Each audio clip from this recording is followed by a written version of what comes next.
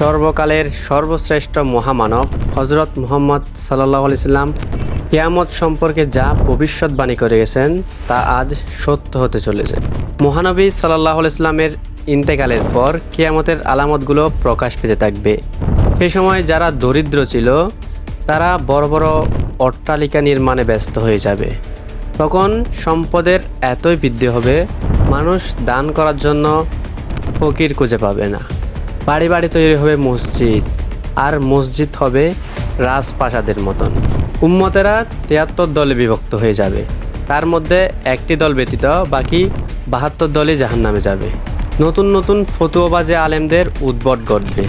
মসজিদ বা ধর্মীয় অনুষ্ঠানে চোর, বাটপার, চরিত্রহীন ও ভণ্ডদের নেতা বানানো হবে। হত্যা, খুন, যুদ্ধবিগ্রহ, ধর্ষণ বেড়ে যাবে। নানা অর্থে নানা নামে সুদের ব্যাপক পরিচালন ঘটবে। বিচারের নামে অবিচার আর আমানতের খেয়ানত বৃদ্ধি পেতে থাকবে। শাসক জনগণের রক্ষক না হয়ে বক্ষক হবে। আখিরাতের কথা ভুলে গিয়ে মানুষ দুনিয়া নিয়ে ব্যস্ত হয়ে পড়বে।